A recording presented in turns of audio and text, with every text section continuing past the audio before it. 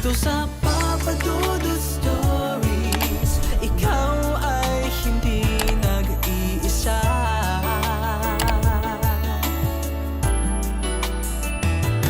Dito sa Papa Dudut Stories, may nagmamahal sa'yo. Papa Dudut Stories.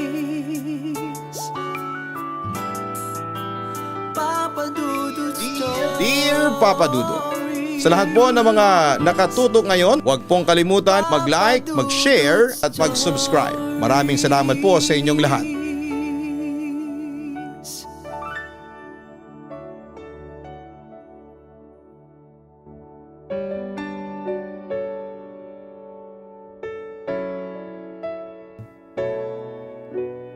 Magandang araw po sa inyong lahat. Tawagin niyo na lamang po ako sa pangalang Nimay. 22 years old na sa ngayon at kasalukuyang tourism student sa isang university sa Maynila. Marami akong gusto sanang ikwento sa inyo at sisimulan ko ang aking nakakatakot na karanasan na masasabi kong hindi ko makakalimutan hanggat nabubuhay ako. Nagsimula ang kababalaghan sa buhay ko noong grade 2 ako. Nagkaroon ng field trip ang buong school namin sa isang old museum sa Maynila. Dahil bata pa ako noon, kaya kasama ko noon ang aking ina. At siya ang umaasikaso at umaalalay sa akin habang naroroon kami sa museo. Samantala wala sa mga artifacts at paintings ang atensyon ko noon at aaminin ko na bored talaga ako ng husto noon. Buti na lang at merong souvenir shop sa loob kung saan ay tampok ang mga binibenta nila na mga stuffed toy na binase sa mascot daw ng museum noong panahong yon. Brown teddy bear siya na may necktie at sombrero. Tapos battery operated pa siya dahil nagsasalita ito kapag naka-on. Nung makita ko ito ay agad kong pinabili si mama. Buti na lang at bagong sweldo si mama noon at saka malapit na rin kasi ang birthday ko noong panahong yon kaya binili na niya ako ng teddy bear sa souvenir shop ng museum. Sobra naman akong natuwa sa laruang binili sa akin ni mama. At sa sobrang tuwa ko noon ay hindi ko na napapansin na nakatingin na pala yung bunso kong kapatid na si Eloy sa nilalaro kong teddy bear. Ate Nimay, gusto ko noong teddy bear mo. Bigay mo na lang sa akin. Ang wika niya. Hindi akin tong teddy bear. Binili sa akin ito ni mama. Pagmamatigas ko noon at hindi naman kasi sa pagiging makasarili. Pero lahat naman kasi na mga laruan ko noon ay napupunta din sa bunsong kapatid ko. At saka bigay mismo sa akin ni mama yon dahil malapit na ang birthday ko. Kaya dapat lang na ako ang maglaro noon. Mama, bili mo ko ng teddy bear. Gusto ko po yun, please. Ang wika ni Eloy sa mama namin. Nimay, maghiraman na lang kayo ng kapatid mo. Wala na akong perang pambili ng laruan ng kapatid mo. Utos na lang sa akin ni mama. At dahil sa hindi naman ako madamot na kapatid ay pinahiram ko ng teddy bear si Eloy. Tuwang-tuwa siya sa laruan ko pero binabalik din naman niya sa akin kapag hinihingi ko. Samantala'y wala kaming kaalam-alam ng kapatid ko na may problema pala sa loob ng bahay namin. Madalas mag-away sina mama at papa. Hanggang sa isang araw ay nalaman ko na lamang kay papa na lumayas na si mama sa bahay namin at sinama niya si Eloy habang ako ay naiwan sa poder ng aking ama. Dahil hindi pumayag si papa na pati ako ay kukunin pa rin ni mama. At yun nga Papa Dudut, at that point, doon ko na na-realize na isa na kaming broken family at wala nang pag-asa pang mabuo. At alam ko na kahit makiusap at lumuhod pa ako sa kanila, para lamang mabuo kami ay hindi nila ako pakikinggan. Kaya sa huli tinanggap ko na lamang ang sinapit ng aming pamilya. Lumipas sa mga panahon na nawala na ako ng balita sa aking ina habang si Papa naman ay nagloko at nalulong sa bisyo. Sa huli ay umalis si Papa at inabandon ako. Buti na lamang ay to the rescue si Lola Celia, ang ina ni Papa, at simula noon ay doon ako tumira sa kanyang bahay. At sa mga panahong yon ay unti-unti ko nang nakalimutan ang teddy bear na huling binigay sa akin ni mama. Naiwan ko ito doon sa bahay na dating tinitirhan namin noong buo pa ang pamilya namin at walang gumagalaw nito sa mahabang panahon. Papadudot nagdaan ang maraming taon at nakatungtong na ako sa senior high. Nang bumalik ako sa dating bahay namin, as expected ay malikabok sa buong paligid dahil matagal na naabandona. Bumalik ako dito kasi dito ako muling titira kasama si Lola dahil mas malapit ito sa eskwelahan na papasukan ko. Kaya yung bahay ni Lola ay pinatira muna niya sa aking tiyahin na si Tita Linda. Nang makabalik kami sa bahay ay muli kong naalala ang teddy bear na huling binigay sa akin ni mama na galing sa souvenir shop ng museum. Nagulat ako kasi matagal na ang lumipas ay gumagana pa rin ang talking option nito. Pero sobrang alikabok na nito kaya sinubukan ko siyang linisin at labhan. Tapos ay noon ay nilagay ko na siya sa ibabaw ng aking study table para maging dekorasyon. Pero simula nang bumalik kami sa bahay ay nagsimula na akong makaramdam ng kakaiba. Na para bang hindi lang kami ni Lola ang naroroon. Parang may kasama kami na hindi namin nakikita. Ngunit dahil sa hindi naman ako matatakutin ay binaliwala ko na lamang yon, papadudot. Isang araw ay nagpuntahan ang mga kaklase ko sa bahay upang gumawa ng tinatawag na business plan. At dahil sa puro babae naman kami ay pinapasok ko sila sa aking kwarto at doon kami gumawa ng project namin. Natatandaan ko na yung teddy bear ko ay nakapatong noon sa table ko bilang dekorasyon. Nag-umpisa na kaming gumawa ng business plan at nagplano na rin sila na mag-overnight sa bahay. Agad naman akong pumayag noon. Pero papadudod sakto mag-alas 12 ng madaling araw. Yung iilang kong kaklase ay nakaramdam na ng antok at maya-maya ay nagpaalam ang classmate ko na iihi at sinamahan ko siya dahil medyo matatakotin yon. Kaso habang naghihintay ako sa kaklase ko ay bigla na lang may nagsisigawan ng mga kaklase ko sa kwarto ko. Kaya agad akong tumakbo patungo doon. Ang tinanong ko ay kung ano ang nangyari at nagulat ako sa sinabi nila na nagsalita daw ang teddy bear na nasa study table ng ilang beses kaya natakot sila. Hi mama, hi papa, hehehe, I love you, I miss you, hehehe. Ganyan ang pagkakasabi ng teddy bear. Tinawanan ko sila kasi totoo naman nagsasalita ang teddy bear. Pinaliwanag ko sa kanila yon tapos ay muli kaming bumalik sa kwarto. Mga 2:30 ng madaling araw kami na lang dalawa ng kaklase kong si Ruth ang gising na nagtatype nang biglang nagsalita ulit ang teddy bear ko. Natawa sana ako at muling nagtype nang biglang tumayo si Ruth at kinuha ang teddy bear at hinanap niya ang battery compartment. Nang mahanap at buksan niya yon ay nanlaki ang mga mata niya tapos ay pinakita niya sa akin ang loob ng battery compartment. Walang lamang battery. Nimay, wala palang battery itong teddy bear mo. So paanong magsasalita ito kung walang battery? Kinakabahang wika ni Ruth sa akin dahil sa takot ay naihagis na nga niya ang teddy bear ko. Bakit mo naman hinagis? Reklamo ko. Ito na nga lang ang nag-iisang alaala ko sa mama ko bago niya ako abandonahin tapos sisirain mo pa. Dagdag ko pa. May sanib yata ang laruan mo. Imposibleng kagana yan kung walang battery. Kaya sigurado akong meron kung anong nakakatakot na elementong pumasok dyan sa teddy bear mo. Sabi ulit ni Ruth sa akin. Hindi ko na lang pinansin ang mga sinabing yon ng kaklase ko at sa halip ay tinago ko na lamang sa drawer ko ang teddy bear. Kinabukasan ay nagsiuwian na sila upang magpahinga kasi sa hapon ay may pasok pa kami. Nagpahinga na din ako at nang magising ay pumasok na. Nung gabing naglalaro ako ng online game sa cellphone ko at sa kalagitnaan ng paglalaro ko ay narinig kong nagsalita muli ang teddy bear na nasa loob ng drawer. Siyempre nagulat ako noon at kinuha ang teddy bear para suriin kung paano ito nagsasalita kahit na walang battery. Tapos noon ay nagpasya na akong sirain yung battery compartment sa pamamagitan ng pagtatanggal sa spring nito. Pagkatapos noon ay binalik ko ang teddy bear sa study table ko at natulog. Bandang alas 3 ng madaling araw ay nalimpungatan ako Nalaman ko kaagad ang oras kasi pagdilat ko pa lamang ng mata ay bumungad sa akin ang wall clock na nakasabit sa dingding sa bandang paanan ko. Matutulog na sana ako noon, Papa Dudut, nang makaramdam ako ng lamig. Agad kong hinila ang kumot ko pero biglang nagsalita ang teddy bear. Ang nakakatakot pa dito pagtingin ko ay nasa tabi ko na sa kama ang teddy bear at nakarap ito sa akin. Sa pagkakatanda ko bago ako matulog ay inilagay ko ang teddy bear sa study table at nakatalikod ito sa akin. Kaya napamura ako noong sandaling yon, Papa Dudut.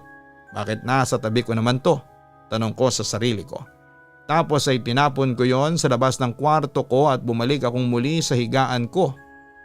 Papa Dudut, hindi na ako nakatulog noon kasi naiisip ko ang teddy bear kung bakit nasa tabi ko yon at nagsasalita. Kinabukasan ay napuyat ako at nakita ko ang teddy bear na nasa ibabaw na ulit ng study table ko. Natakot ako at nagtataka kung paano yon nakabalik sa kwarto nang biglang pumasok si Lola sa kwarto ko. Lola, kayo po ba ang naglagay ng teddy bear na ito sa table ko? Kinakabahang tanong ko. Oo Nimay, ako ang nagbalik niyan dyan sa kwarto mo. Bakit ba kasi nasa labas yan? Usisa pa ni Lola sa akin. Tinapon ko po kagabi kasi natakot po ako. Yun lang ang sabi ko noon kay Lola tapos ay hindi na ako nagkwento pa kasi ng mga sandaling yon ay gulong-gulo noon ang isipan ko. Nang umalis na si Lola ay hinawakan ko ang teddy bear ko at tinanong kung bakit ba ito nagsasalita. Maya-maya natakot ako kasi baka sagutin ako. Nag-alarm ang cellphone ko at nang madali ako kasi baka malate ako. Pero huminto muna ako nang makita ko na nakahanda na sa mesa ang pagkain at sinabayan ko si Lola na kumain. At doon ay ikinuwento ko na sa kanya ang tungkol sa teddy bear ko. Pero sabi lang ni Lola na kung natatakot ako doon sa teddy bear ay itapon ko na lang daw ito. Pero may isang malaki akong problema. Ayokong itapon ng teddy bear kasi yon ang nag-iisang alaala ko sa aking ina at kapatid. Labis akong nangulila sa kanila noon. Kahit kasi may social media na ay hindi ko mahanap sina mama, maski ang kapatid ko na kasama ni mama. Ilang taon akong walang naging balita sa kanila at hindi ko alam kung buhay pa ba sila o ano. Kung saan na sila nakatira at kung ano ang buhay na meron sila. Buti pa si Papa kahit na inabando na ako ay paminsan-minsan ay dumadalaw pa rin sa amin. Pero hindi ako masyadong nangulila kay Papa kasi hindi kami talaga close.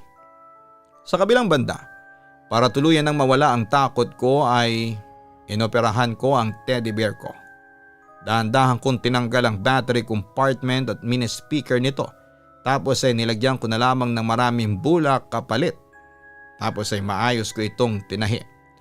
Para ako nabunutan ng tinik noon kasi hindi na ako matatakot at pwede ko na ulit mayakap ang aking teddy bear kapag matutulog na ako. Oo, mag-i-18 na ako that time pero niyayakap ko pa rin ang teddy bear na yon. Sa pagtulog kasi parang nayakap ko na rin si mama. Na kahit inabando na niya ako ay mahal ko pa rin siya at gusto ko pa rin siyang makita at makasama. Samantala isang araw habang nasa school ako ay nagulat na lamang ako na nasa loob ng bag ko yung teddy bear. Hindi ko alam kung paano yun napunta sa loob ng bag ko. Hindi naman siguro yon ilalagay ni Lola sa bag ko. Pero sa halip na mag-isip at ma-confuse ay hinayaan ko na lamang. Dumating ang break time namin at doon ako tumambay sa kubo sa gilid ng open grounds ng school namin. Sa likod ay may nagsisitaasang puno ng mangga. Habang nagse-cellphone ay napatingin ako sa bukas kong bag at nakita ko yung teddy bear katabi ng wallet at makeup kit ko. Kaya bumalik ako sa pagse-cellphone. Nang biglang makaramdam ako ng malakas na hangin na dumaan sa loob ng kubo. Agad akong napatingin sa paligid ko. Nang wala naman akong mapansing kakaiba ay binala ko nang bumalik sa cellphone ko. Pero nadaanan ng paningin ko ang bukas kong bag. At doon ay nakita kong nakatayo ang teddy bear ko. Siyempre Papa Dudut, kinilabutan ako. Kaya kukunin ko sana yung teddy bear ko pero may napansin akong kakaiba sa laruan kaya napahinto ako. Yung left arm niya kasi ay nakadiretso, yung parang may tinuturo. Ewan ko ba kung anong pumasok sa utak ko at tinanong ko kung ano yung tinuturo niya.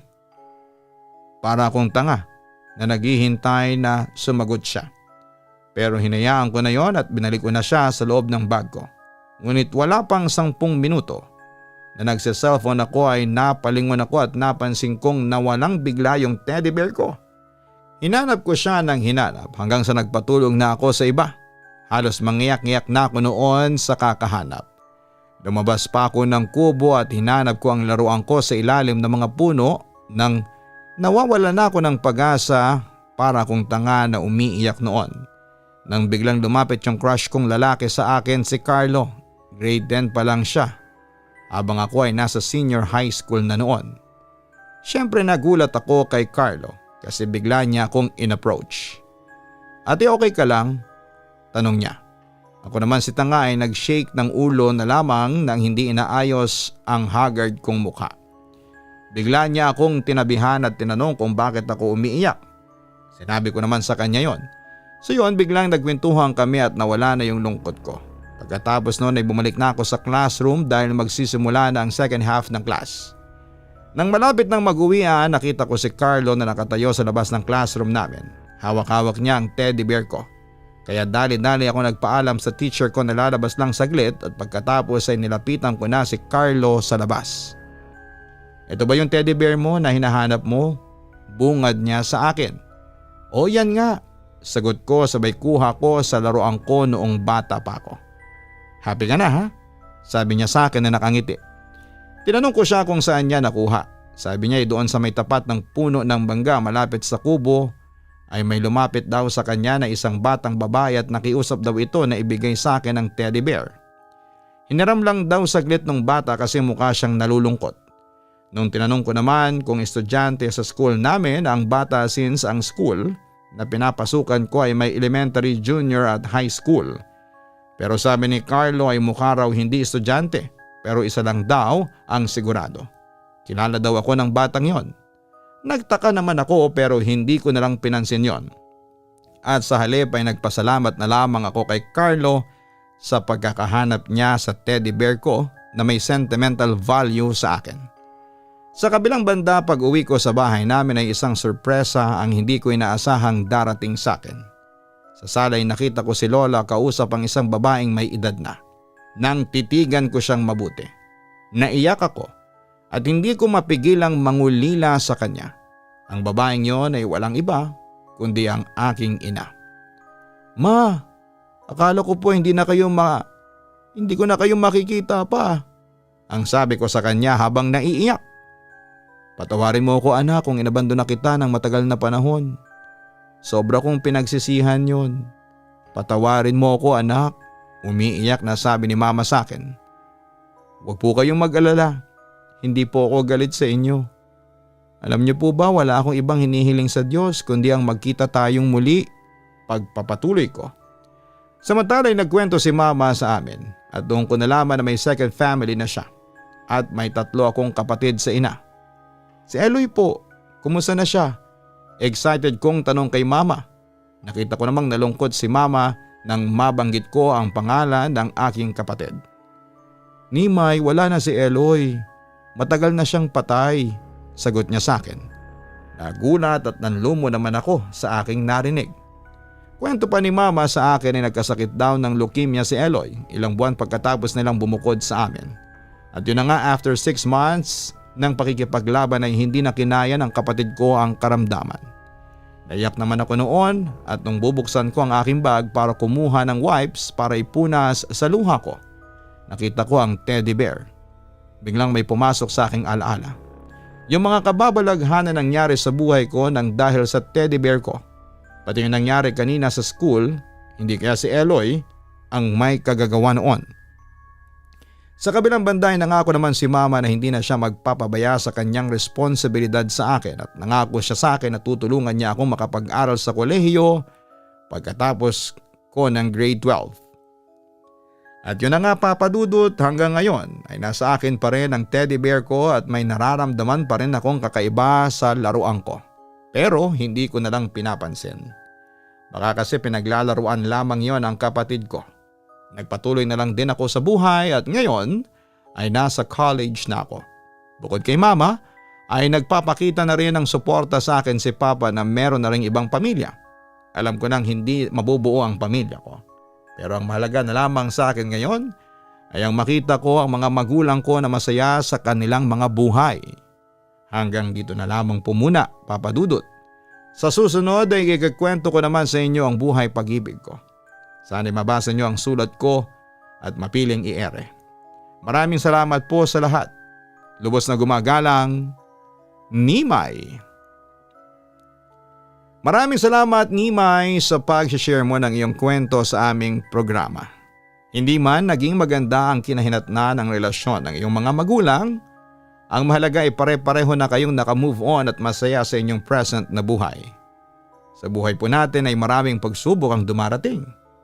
Kailangan nyo lang maging matatag, matapang, maging wais at higit sa lahat ay ipaubayan ninyo sa Diyos ang lahat. Hiling namin na magpatuloy pa ang pagdating ng masasayang moments sa iyong buhay, Nimay.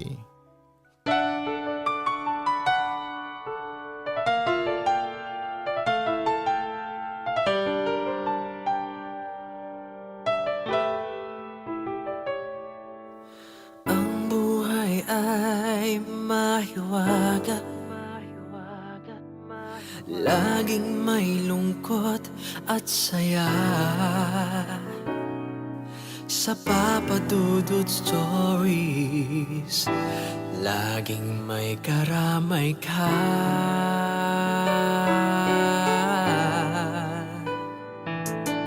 Mga problemang kay bigat, dito ay pakikinggan ka.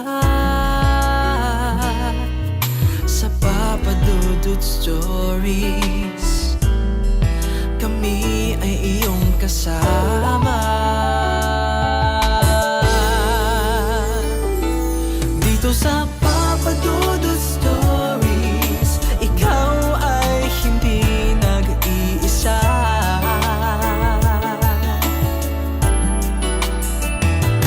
Dito sa Papa Dudut Stories, may nagmamahal sa'yo. Papa Dudut Stories,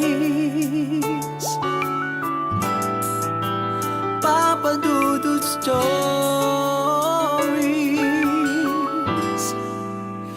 Papa Dudut Stories. Ipagkulitan! So ayun po guys, nagkakagulo na po tayo ngayon dito. Nakikita po natin si Hi everyone! So ayun na po, may mga bisita po kami. Andito po ngayon. Makipagtawanan!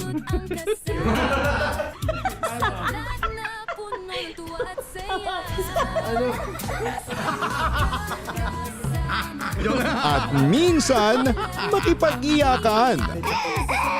Lagyan na ng gamot. Kanina umiyak si Gian, sabi niya, Ama, tanggapin mo ang kapalaran ng iyong ama. Sa Papa Dudut Family YouTube channel. Subscribe na! Matakot, kabahan, sa mga kwentong nakakagimbal. Sa Ka-Istorya YouTube channel with daily post at 7 p.m. Dito sa Papa Dudut